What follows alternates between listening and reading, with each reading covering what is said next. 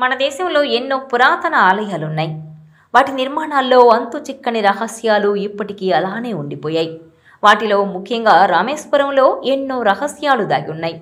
నిత్యం భక్తులతో కిటకిటలాడే ఈ ఆలయానికి ఎంతో చరిత్ర ఉందని పండితులు చెబుతున్నారు. చరిత్రతో పాటు రామేశ్వరం గురించి ఎన్నో ఆశ్చర్యకరమైన విషయాలున్నాయి. 12 జ్యోతిర్లింగాల్లో ఒకటైన రామేశ్వరం తమిళనాడులో ఉంది.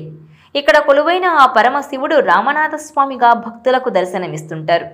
రామాయణంతో అనుబంధం ఉన్న ఈ పుణ్యభూమి రామేశ్వరం పవిత్ర శైవ క్షేత్రాలైన 12 జ్యోతిర్లింగాల్లో ఒకటిగా రామేశ్వరం ప్రసిద్ధి చెందింది. అయితే ఇక్కడ ఆ పరమేశ్వరుణ్ణి సాక్షాత్తు శ్రీరాముడే ప్రతిష్ఠించాడని పురాణ గాథలు చెబుతున్నాయి. ఇక 15 ఎకరాల విస్తీర్ణంలో కొలువుదీరింది ఈ ఆలయం. 1212 స్తంభాలతో ప్రపంచంలోనే అతి పొడవైన కారిడార్గా చరిత్రకెక్కింది. ఇక్కడి స్తంభాలకు ఉపయోగించిన గ్రానైట్ స్థానికంగా అందుబాటులో లేదట.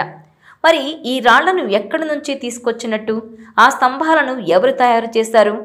అయితే ఆ రాళ్లను చాలా దూరం నుంచి పడవల ద్వారా తీసుకొచ్చారని అంటారు. ఇక ఇక్కడి జ్యోతిర్లింగాన్ని గంగాజలంతో అభిషేకిస్తే కోరిన కోరికలు తీరుతాయని చెబుతారు. త్రేతాయుగంలో సీతాదేవిని అపహరించిన రావణాసురుణ్ణి సంహరించేందుకు శ్రీరాముడు వానర సైన్యంతో కలిసి రామేశ్వరంలోని ధనుష్కోటి నుంచి రామసేతు నిర్మించి శ్రీలంకకు చేరుకున్నాడు. ఒకప్పుడు ధనుష్కోటి తమిళనాడు వ్యాపార కేంద్రంగా ఉండేది. 1964లో వచ్చిన తుఫాను ఆ ప్రాంతాన్నంతటినీ కమ్మేసింది. ప్రస్తుతం ఇప్పుడక్కడ ఎవ్వరూ నివసించరు. అయితే ఇప్పుడు ఆ నగరం పర్యాటక కేంద్రంగా మారింది. రామేశ్వరాన్ని సందర్శించే భక్తులు ఈ ధనుష్కోటిని సందర్శించే వెళ్తారు. శ్రీరాముడు ఈ ధనుష్కోటి దగ్గరే రామవారధిని నిర్మించాడు. ఇక లంకకు వెళ్లేందుకు రామసేతును నిర్మించటానికి తేలియాడే రాళ్లను ఉపయోగించారు. ఇది దైవిక అద్భుతం.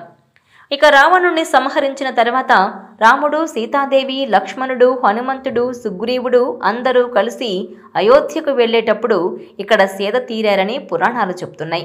అప్పుడు మహాజ్ఞాని శివభక్తుడు అయిన రావణుణ్ణి సంహరించినందుకు బ్రహ్మహత్యా పాతకం చుట్టుకోకుండా ఉండడానికి పరిష్కారం చూపించమని రాముడు మహర్షులను అడిగారట. శివలింగాన్ని ప్రతిష్ఠించి పూజించమని వారు సలహా ఇచ్చారట.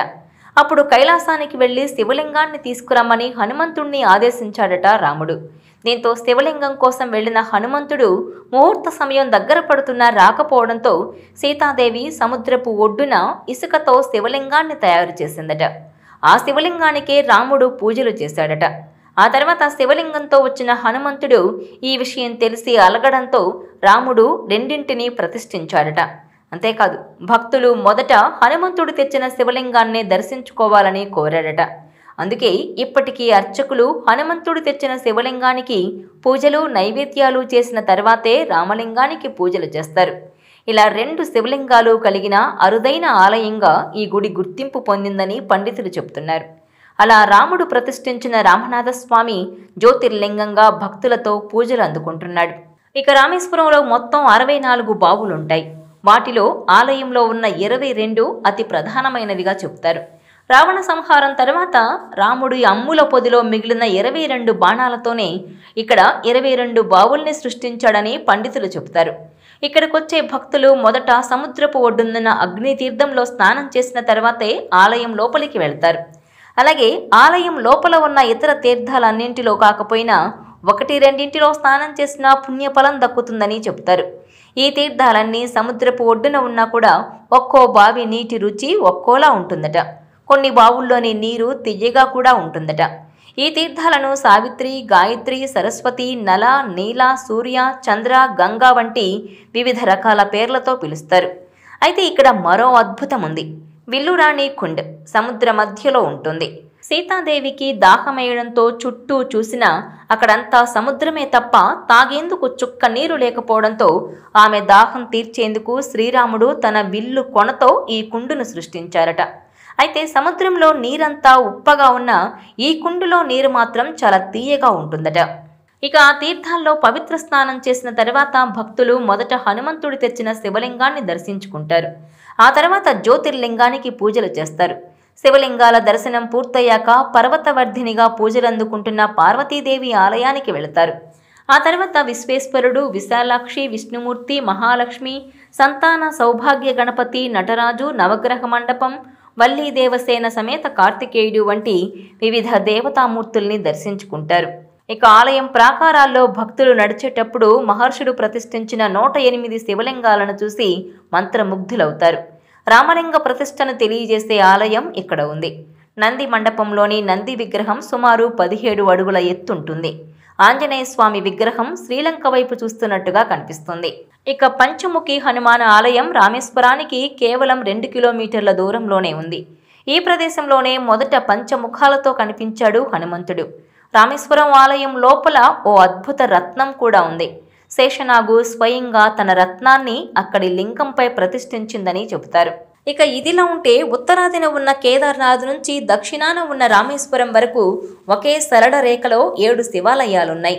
ప్రదేశాల అక్షాంశం రేఖాంశాలను కొలిచేందుకు సరైన శాటిలైట్ టెక్నాలజీ లేని రోజుల్లో కూడా పర్ఫెక్ట్గా 79 డిగ్రీల రేఖాంశంపై 7 శైవ క్షేత్రాలను నిర్మించారు. ఉత్తరాదిన ఉన్న కేదార్నాథ్ ఆలయం నుంచి దక్షిణాదిన ఉన్న రామేశ్వరం మధ్య లోతైన రహస్యం ఉందంటారు. ఈ 2 శివాలయాలే, 2 జ్యోతిర్లింగాలే. వీటి మధ్య దూరం 2383 కిలోమీటర్లు. ఈ రెండింటినీ కలుపుకొని మొత్తం 7 శివాలయాలు ఒకే సరళ రేఖపై ఉన్నాయి. పంచభూత లింగాలు, జ్యోతిర్లింగాలు కొలువైన ఈ క్షేత్రాలు 4000 ఏళ్ల క్రితం నిర్మించారు. ఆ కాలంలో ఓ ప్రదేశం అక్షాంశం రేఖాంశాలను కొలిచేందుకు ఎలాంటి టెక్నాలజీ అందుబాటులో లేదు. అయినా కూడా ఈ ఆలయాలు స్పష్టమైన సరళ రేఖలో నిర్మించారు. ఇవన్నీ వేర్వేరు సమయాల్లో నిర్మించారు. మరి ఒకే సరళ రేఖపైకి వచ్చేలా ప్రత్యేకమైన ఆలోచనతో నిర్మించారా, లేదంటే యాదృశ్చికంగా ఇలా జరిగిందా అన్నది ఎవ్వరూ చెప్పలేరు. ఈ ఆలయాలను కలిపే రేఖను శివశక్తి అక్షరేఖ అని పిలుస్తారు. ఉత్తర దక్షిణాన్ని కలిపే ఈ రేఖకు ఓ చివర కేదార్నాథ్ ఉండగా మరో చివర రామేశ్వరం ఉంటుంది. కేదార్నాథ్ మొదటిది కాగా శ్రీకాళహస్తి, కంచిలోని ఏకాంబరేశ్వరాలయం, అరుణాచలం, జంబుకేశ్వరాలయం, నటరాజ దేవాలయం, చివరిది రామేశ్వరం. ఇక ఉత్తరాఖండ్ రాష్ట్రం రుద్రప్రయాగ్ జిల్లాలో ఉంది కేదార్నాథ్ ఆలయం. దీన్ని అర్ధజ్యోతిర్లింగం అంటారు. జనమేజయుడు నిర్మించిన ఈ ఆలయాన్ని ఆదిశంకరాచార్యులు పునర్నిర్మించారని చెబుతారు. ఏడాదిలో 6 నెలలు మాత్రమే తెరిచి ఉంటుంది ఈ ఆలయం. మిగిలిన 6 నెలలు మూసి ఉంటుంది. ఇది 79.0669 డిగ్రీల రేఖాంశంలో ఉంటుంది. ఇక రెండవది శ్రీకాళహస్తి. ఆంధ్రప్రదేశ్ చిత్తూరు జిల్లాలో ఉంది ఈ పంచభూత క్షేత్రం. తిరుపతికి 36 కిలోమీటర్ల దూరంలో ఉంది.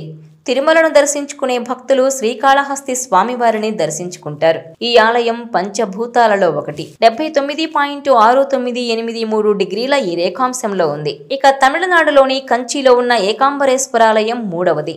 పంచభూత క్షేత్రాల్లో ఒకటైన ఏకాంబరేశ్వరుడు కొలువైన ప్రదేశం ఇది. పల్లవరాజులు నిర్మించిన ఈ ఆలయానికి చోళులు, విజయనగర రాజులు మెరుగులు దిద్దారు. ఈ ఆలయం 79.4200 డిగ్రీల ఈ రేఖాంశంలో ఉంది. శంకరుడే కొండగా వెలిసిన క్షేత్రం అరుణాచలం. తమిళనాడు తిరువణ్ణామలై జిల్లాలో ఉన్న ఈ ఆలయం కూడా పంచభూత క్షేత్రాల్లో ఒకటి. ఈ కొండ చుట్టూ గిరి ప్రదక్షిణ చేస్తే సాక్షాత్తు శివుడు చుట్టూ గిరి ప్రదక్షిణ చేసినట్టేనని భక్తుల విశ్వాసం. ఈ క్షేత్రాన్ని చోళులు నిర్మించారు. పౌర్ణమి తిథి ఇక్కడ అత్యంత ప్రత్యేకం. ఇది 79.0677 డిగ్రీల రేఖాంశంలో ఉంది. ఇక తమిళనాడులోని తిరుచ్చిలో ఉన్న జంబుకేశ్వరాలయం పంచభూత క్షేత్రాల్లో ఒకటి. ఇది నీటి మూలకాన్ని సూచిస్తుంది. ఈ దేవాలయం గర్భగుడిలో సహజమైన నీటి ప్రవాహం నిరంతరం ప్రవహిస్తూ ఉంటుంది. ఇది 78.4220 డిగ్రీల ఈ రేఖాంశంలో ఉంది. ఇక శివుడికి అంకితం చేసిన నటరాజస్వామి దేవాలయం తమిళనాడులోని చిదంబరంలో ఉంది. ఈ ఆలయంలో శివుణ్ణి నటరాజస్వామిగా కొలుస్తారు. ఈ ఆలయం 79.6935 డిగ్రీల రేఖాంశంలో ఉంది.